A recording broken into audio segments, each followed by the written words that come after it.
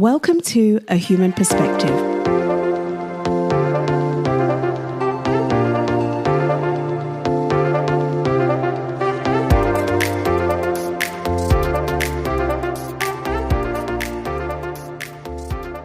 It's coming home. It's coming home.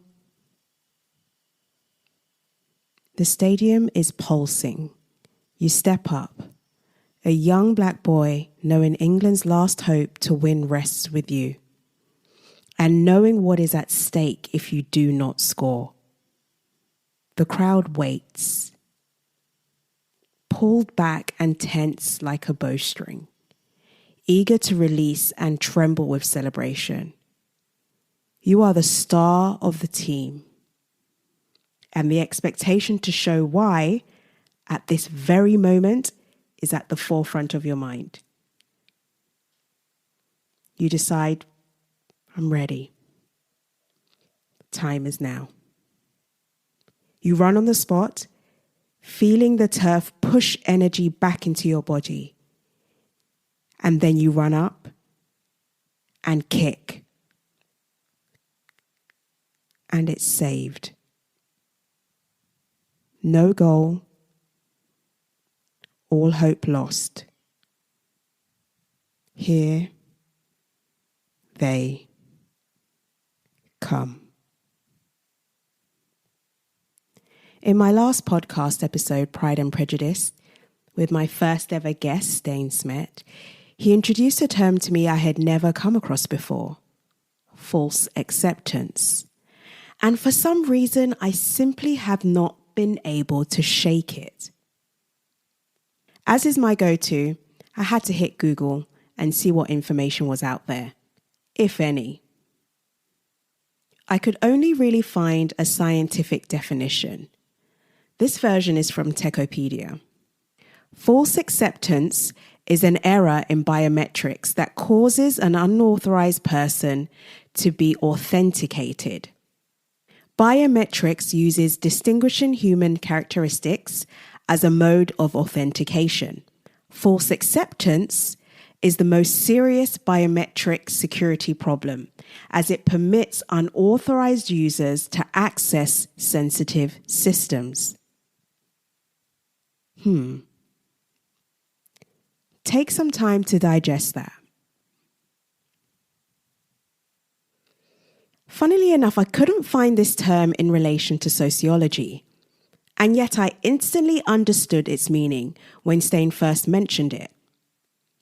False acceptance is when you claim to be open, understanding, accepting of something or someone different, but, and I will take words from the technical definition, they are not permitted, authorized, or authenticated to exist as others do within that system. I was wondering how to provide examples of this for this episode. And then the Euro 2020 finals happened. And there it was again, seeping through the cracks, coming in loud and clear. Visible, false acceptance. Now I'm seeing on social platforms, people quickly chucking the hot potato as far away from themselves as they can, denouncing racism. But the truth is, these racists are the potent and toxic result of what is always sitting under the surface. According to a 2019 Sky News survey, 86% of football fans who regularly attend matches in the UK have witnessed racist chanting, racist slurs, or singing at a game. This increases to 93% when the respondents are of Black, Asian, and ethnic minority communities. What Saka, Sancho, and Rashford are experiencing is nothing new. This has been happening for a long time. Whether in relation to a sporting achievement or a crime, the way we're described depends on the act. We're English or British when we make the country look good. And when we do something disapproving, the African villages our parents were born in are highlighted as a way to other us, regardless of where we were born and raised. When playing for France, Karim Benzema said, "When I score, I'm French. When I don't, I'm an Arab."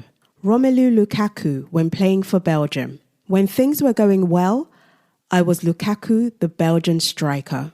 When they weren't going well, I was the Belgian striker of Congolese descent." Mesut Ozil when playing for Germany. "When we win, I am German. When we lose, I am an immigrant." I've personally never supported England when it comes to these Euro World Cup matches. Yes, I hold a British passport and I've spent the vast majority of my life here, but I've grown up seeing the ignorant, prideful ego and toxicity that comes out when England is playing. I have friends who support England. I don't understand it, but that's their personal choice. But I know there are many others like me who support questionably or not at all because they do not feel fully accepted. I'm sure some of you are thinking, but you live in England. How can you not support England in football? Firstly, I appreciate England, but I am not a fan of football or football culture overall.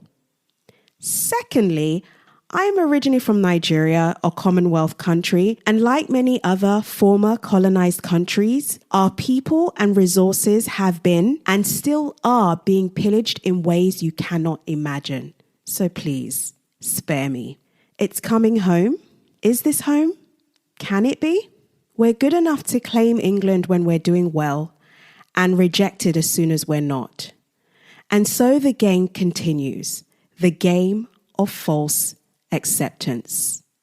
Thank you for taking the time to listen to this episode. I'll be honest, I really struggled working out how to address this topic because it leads into so many others. But hopefully I've tried to keep it succinct and relevant. And I'll see you in the next episode.